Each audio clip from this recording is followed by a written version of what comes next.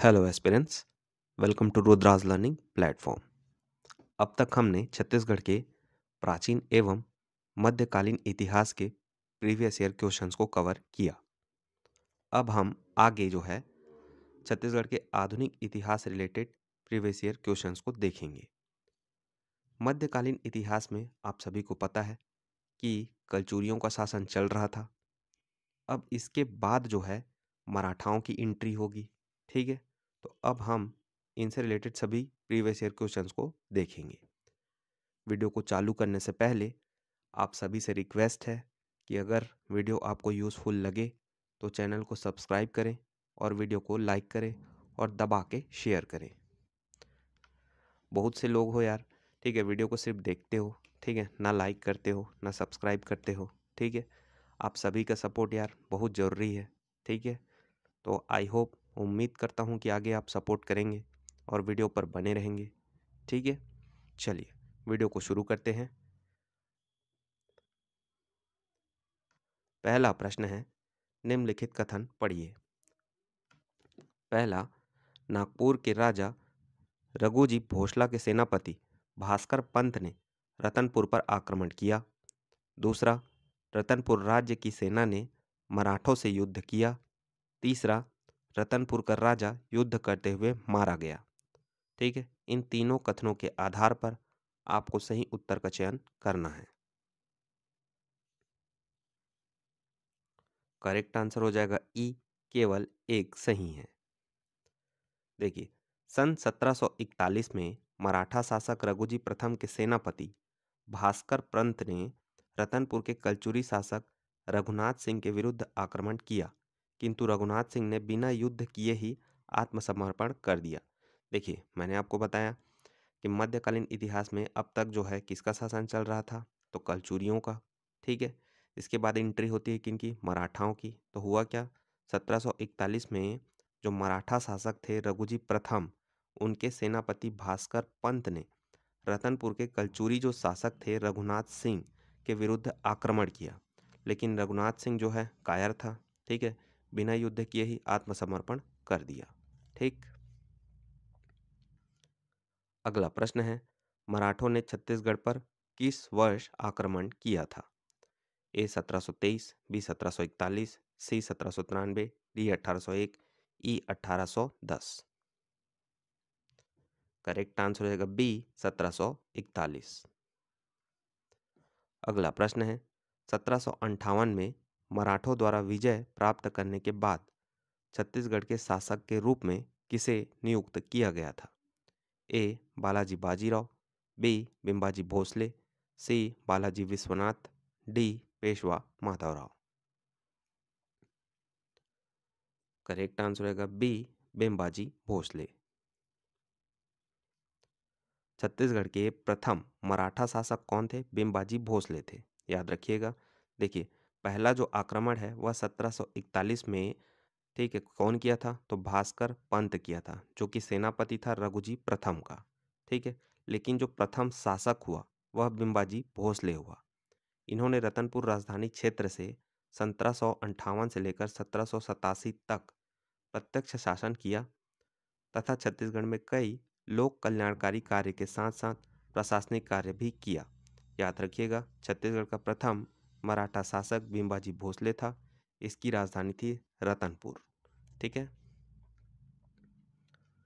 अगला प्रश्न है, फिर वही क्वेश्चन देखिए, छत्तीसगढ़ के प्रथम मराठा शासक कौन थे?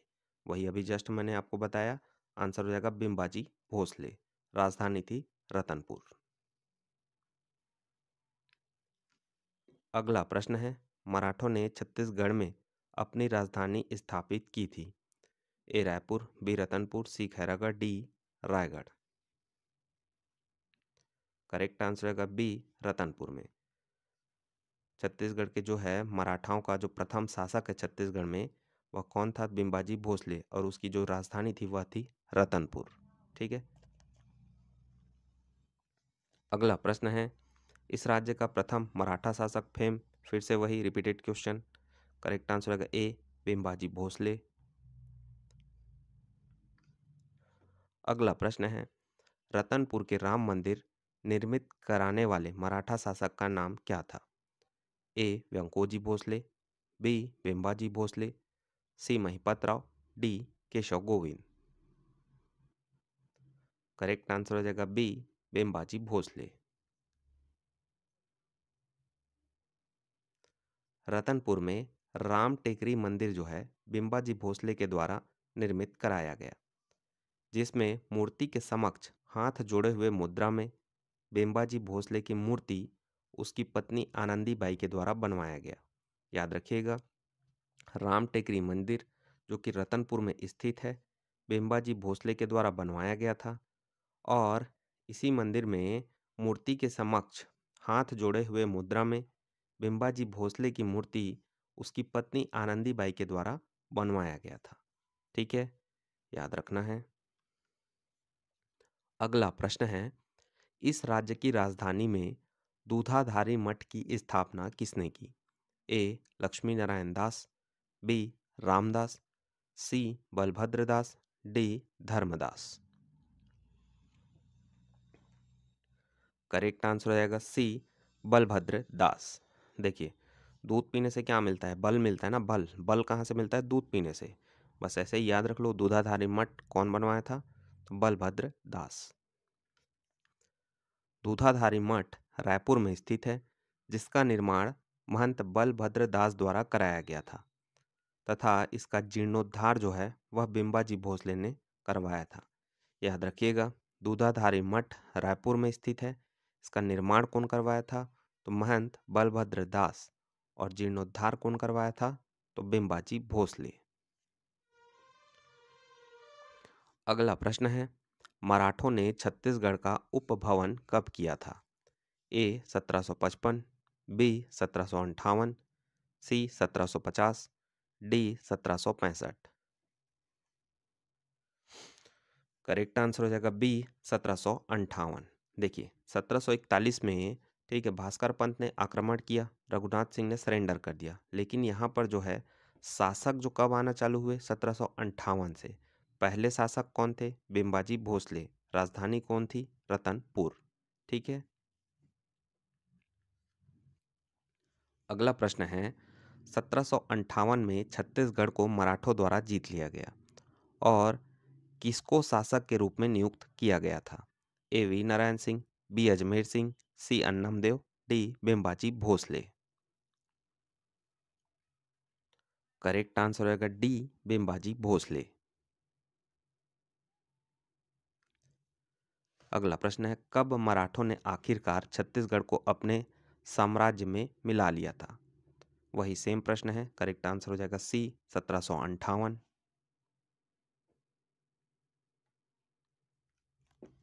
अगला प्रश्न है, आनंदीबाई छत्तीसगढ़ के निम्नलिखित मराठा शासकों की समकालीन थी? पहला बिंबाजी, दूसरा परसोजी, तीसरा चिमड़ाजी, चौथा व्यंकोजी। ठीक है, आपको इन चारों में से बताना है कि कौन कौन से शासक आनंदीबाई के समकालीन थे। करेक्ट आंसर हो जाएगा डी. 1, 3 और 4, मतलब बिंबाजी, चिमड़ाजी और व्यंकोजी। ठीक है।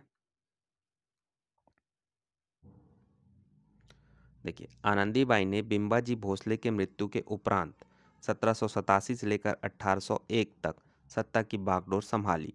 इनके समकालीन मराठा शासक थे। ये जो आनंदीबाई थी ना, ये बिंबाजी भोसले की ही पत्नी थी। ठीक है। अब बिंबाजी भोसले की मृत्यु के बाद जो है उन्होंने 1787 से लेकर 1801 तक सत्ता की बागडोर संभाली। आपको बताना था कि इनके समकालीन कौन कौन थे। देखिए, बिंबा जी उनके पतिदेव तो हो ही जाएंगे, उसके बाद शासक आए चिमड़ा जी, उसके बाद आए व्यंकोजी भोसले। तो यह तीनों जो है वह आनंदीबाई के समकालीन शासक थे। ठीक है। जबकि परसों जी या पुरसा जी भोसले का शासनकाल 1811 से 1816 ईस्वी तक रहा था। ठीक है। अगला प्रश्न है, दो सूचियां दी गई है। सूची 1 में दिया गया है अवधि, सूची 2 में दिया गया है छत्तीसगढ़ के मराठा शासक। आपको, ठीक है, शासकों के अवधि के आधार पर सूची 1 से सूची 2 का मिलान करके सही उत्तर का चयन करना है।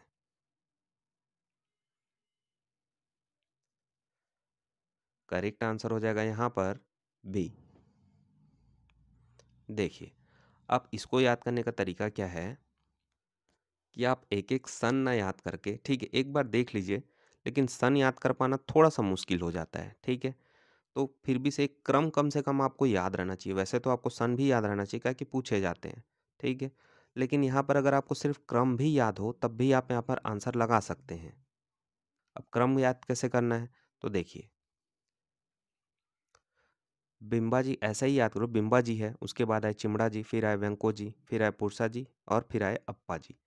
ट्रिक याद करना है तो बस ऐसे याद कर लो कि प्रथम मराठा शासक तो आपको याद ही करवा ही दिया गया है कि बिम्बाजी भोसले थे।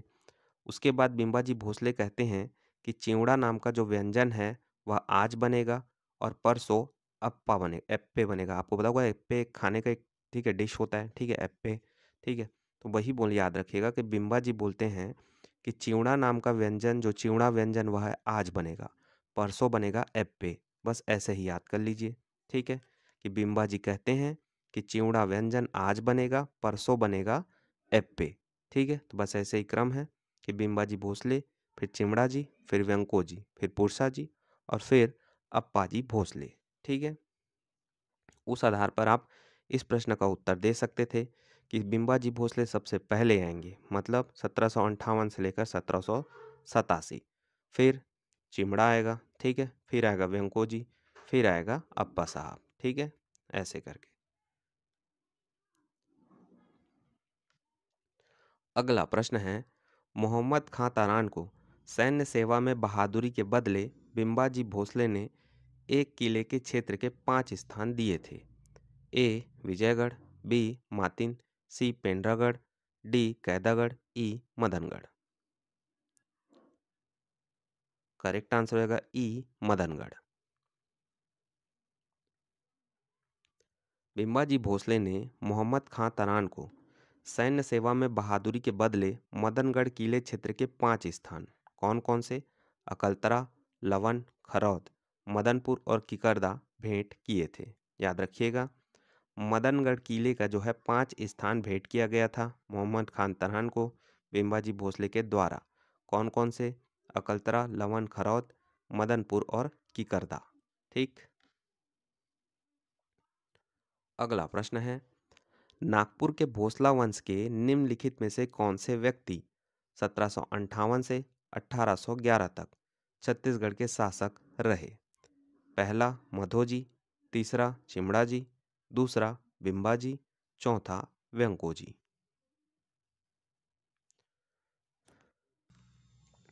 करेक्ट आंसर हो जाएगा बी 2, 3 और 4, मतलब बिम्बा जी और चिवड़ा जी और व्यंको जी, इन सभी का शासनकाल 1758 से लेकर 1811 तक रहा था।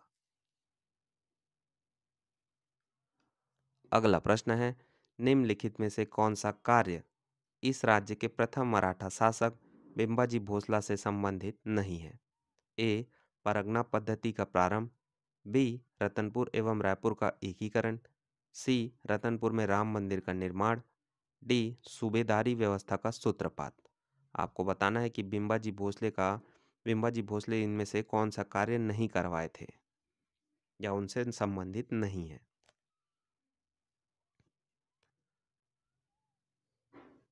चलिए आंसर देखते हैं। यहाँ पर व्यापम के द्वारा जो है वह उत्तर लिया गया है डी को, क्योंकि जो है सूबेदारी व्यवस्था की शुरुआत जो है ना वह व्यंको जी भोसले ने 1788 में किया था, ठीक है, न कि बिम्बाजी भोसले ने। इसके अलावा रतनपुर और रायपुर का इन्होंने एकीकरण किया था। रतनपुर में राम मंदिर का निर्माण भी करवाया था। लेकिन यहाँ पर जो परगना पद्धति है ना, देखिए, बिम्बाजी भोसले ने बिम्बाजी भोसले जो हैं वह परगना पद्धति के सूत्रधार कहे जाते हैं, ठीक है। जबकि जो है इसके लागूकर्ता कौन थे, तो विट्ठल राव दिनकर। याद रखिएगा, परगना पद्धति के सूत्रधार कौन थे, तो बिम्बाजी भोसले, और लागूकर्ता कौन थे, तो विट्ठल राव दिनकर, ठीक है।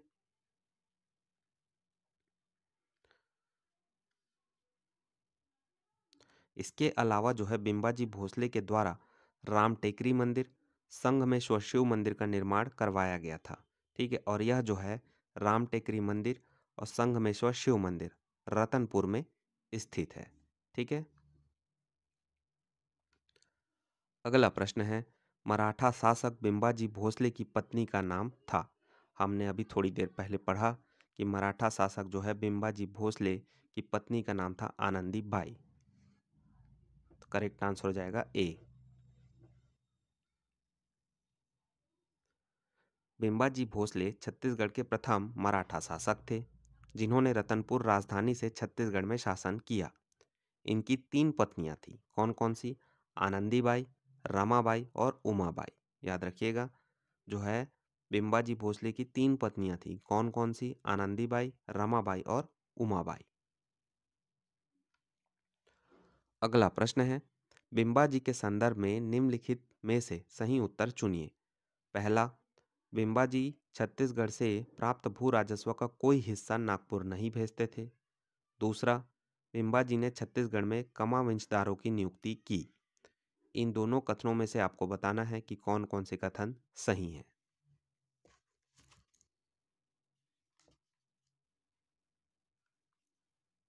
करेक्ट आंसर हो जाएगा सी। सिर्फ कथन 2 जो है वह गलत है। ठीक है।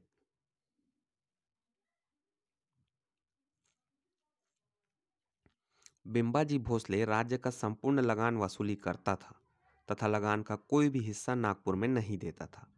जबकि परगना पद्धति के लागूकर्ता कौन थे? विट्ठल राव दिनकर, जिसका प्रमुख होता था कमाविंसदार। ठीक है। और जो बिंबाजी भोसले थे ना, वह परगना पद्धति के केवल सूत्रधार थे, लेकिन लागूकर्ता कौन थे? विट्ठल राव दिनकर। और इन्हीं के टाइम पे परगना पद्धति का प्रमुख हुआ करता था कमाविंसदार। यह भी याद रखना है कि कमाविंसदार जो है वह परगना का प्रमुख हुआ करता था। अगला प्रश्न है, इनमें से किस भोसला शासक के शासनकाल में इस राज्य में सूबा व्यवस्था लागू की गई? ए बिंबाजी, बी व्यंकोजी, सी चिमड़ाजी, डी परसोजी। करेक्ट आंसर हो जाएगा बी व्यंकोजी। सूबेदारी व्यवस्था की शुरुआत जो है 1811 में 1788 में व्यंकोजी भोसले के द्वारा की गई थी। याद रखिएगा, सूबेदारी व्यवस्था की शुरुआत जो है 1788 में व्यंकोजी भोसले के द्वारा की गई थी। अगला प्रश्न है, छत्तीसगढ़ में मराठा शासन काल में निम्नलिखित में से कौन सी शासन प्रणाली लागू की गई? ए जमींदारी व्यवस्था, बी सामंती प्रथा, सी सूबा प्रथा, डी स्थानीय स्वशासन, ई इनमें से कोई नहीं। करेक्ट आंसर हो जाएगा सी सूबा प्रथा।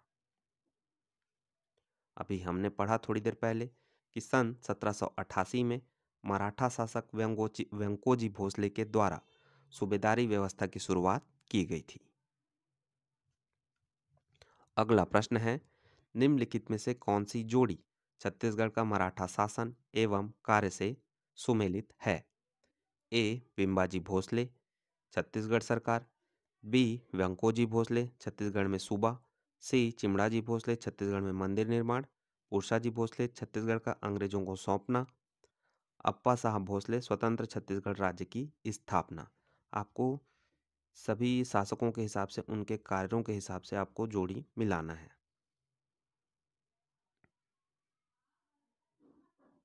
जोड़ी नहीं मिलाना है, सॉरी, कौन सा सही है आपको बताना है, कौन सा जोड़ी सही है आपको बताना है। ठीक है।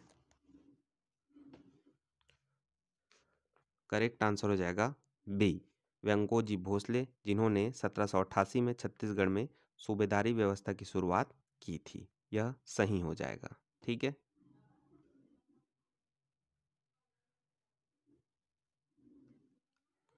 अगला प्रश्न है, निम्न में से किस यूरोपीय यात्री ने मराठा शासनकाल में छत्तीसगढ़ क्षेत्र का भ्रमण किया था?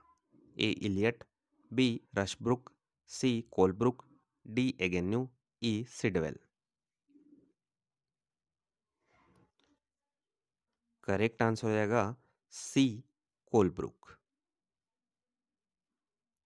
देखिए, हमारे छत्तीसगढ़ में ना, ठीक है, यूरोपीय यात्री आए थे। अब हमको ये पता करना है कि कौन कौन से यूरोपीय यात्री आए, कब आए, किसके शासन काल में आए। ठीक है।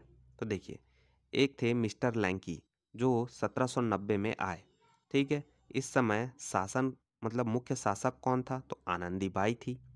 सूबा या सूबे का प्रमुख कौन था? तो महिपत राव। फॉरेस्टर जो है वह 1790 में आया व्यंकोजी भोसले के शासनकाल में। सूबा प्रमुख था Mahipat Rao. Mister jetty blunt जो है, ठीक है, वह आए 1795 में व्यंकोजी भोसले के शासनकाल में। सूबा प्रमुख थे विट्ठल राव दिनकर। कोलब्रुक आया 1799 में। शासक कौन था? तो व्यंकोजी भोसले। सूबा प्रमुख कौन था? तो केशव गोविंद। ठीक है।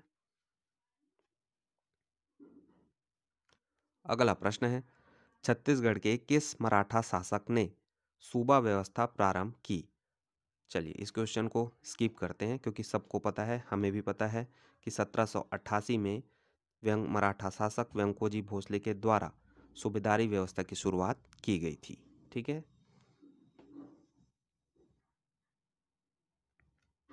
अगला प्रश्न है, छत्तीसगढ़ के निम्नलिखित में से किस मराठा शासक ने सूबा सरकार शासन प्रणाली का सूत्रपात किया? सेम वही क्वेश्चन 1788 में मराठा शासक व्यंकोजी भोसले के द्वारा।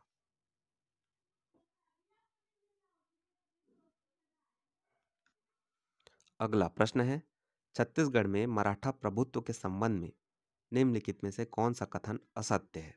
ए, मराठा सेनापति भास्कर पंत ने रतनपुर राज्य पर अधिकार किया। बी, बिंबाजी भोसले ने छत्तीसगढ़ में सूबा शासन प्रारंभ किया। सी, महिपत राव विट्ठल पंडित या महिपत राव विट्ठल पंडित आदि छत्तीसगढ़ में मराठा सूबेदार थे। डी, नागपुर के राजा रघुजी तृतीय ने छत्तीसगढ़ में जिलेदार नियुक्त किए। यहां पर आपको असत्य कथन चुनना है। करेक्ट आंसर हो जाएगा बी। क्यों? क्योंकि बिंबाजी भोसले जो है वह परगना पद्धति के सूत्रधार थे, जबकि सूबा शासन जो है या सूबेदारी व्यवस्था जो है वह व्यंकोजी भोसले के द्वारा प्रारंभ किया गया था। ठीक है, इसलिए कथन बी यहाँ पर गलत हो जाएगा। अगला प्रश्न है, लेखक बाबू रेवाराम इस राज्य के किस काल से संबंधित थे? A, Pandu, B, Kalchuri, C, British, D, Maratha. Correct answer हो जाएगा डी, मराठा। बाबू रेवाराम मराठा कालीन लेखक थे। यह रतनपुर के निवासी थे। इन्हें छत्तीसगढ़ का प्रथम इतिहासकार भी माना जाता है। इन्होंने तारिक ए हैहवंशी, रतनपुर का इतिहास, रत्न परीक्षा जैसी रचनाएं भी लिखी है। याद रखिएगा, मराठा बाबू रेवाराम जो है वह मराठा कालीन लेखक थे। ये रतनपुर के निवासी थे। इन्हें छत्तीसगढ़ का प्रथम इतिहासकार भी माना जाता है। इन्होंने तारिक ए हैहवंशी, रत्नपुर का इतिहास, रत्न परीक्षा जैसी रचनाएं भी लिखी हैं। अगला प्रश्न है, बाबू रेवाराम कहाँ के निवासी थे? अभी हमने पढ़ा कि बाबू रेवाराम जो है मराठा कालीन लेखक थे और यह रतनपुर के निवासी थे। ठीक है। इसके अलावा जो है यह जो बाबू रेवाराम है वह छत्तीसगढ़ के प्रथम इतिहासकार भी माने जाते हैं। याद रखिएगा, हो सकता है अगले एग्जाम में पूछा जाए कि छत्तीसगढ़ के प्रथम इतिहासकार किसे माना जाता है। आंसर होगा लेखक बाबू रेवाराम। अगला प्रश्न है, बिंबाजी भोसले का प्रमुख प्रशासकीय अधिकारी या दीवान था? ए, मेघू पंडित, बी, भास्कर पंत, सी, खांडोजी, डी, घोड़ो महादेव। करेक्ट आंसर हो जाएगा डी, घोड़ो महादेव। बिंबाजी को बंटवारे में रतनपुर राज्य मिला था। बिंबाजी रतनपुर की व्यवस्था दीवान नीलकंठ द्वारा करता था। नीलकंठ ने 1756 में बस्तर पर हमला किया। बस्तर राजा दलपत देव जयपुर भाग गया। नीलकंठ कुछ राजपुरुषों को पकड़ लाया। दलपत देव की जयपुर में मृत्यु होने पर पुत्र दयादेव ने मराठों की अधीनता स्वीकार कर ली। नीलकंठ से मोह भंग होने पर यह व्यवस्था घोड़ो महादेव को सौंपी गई।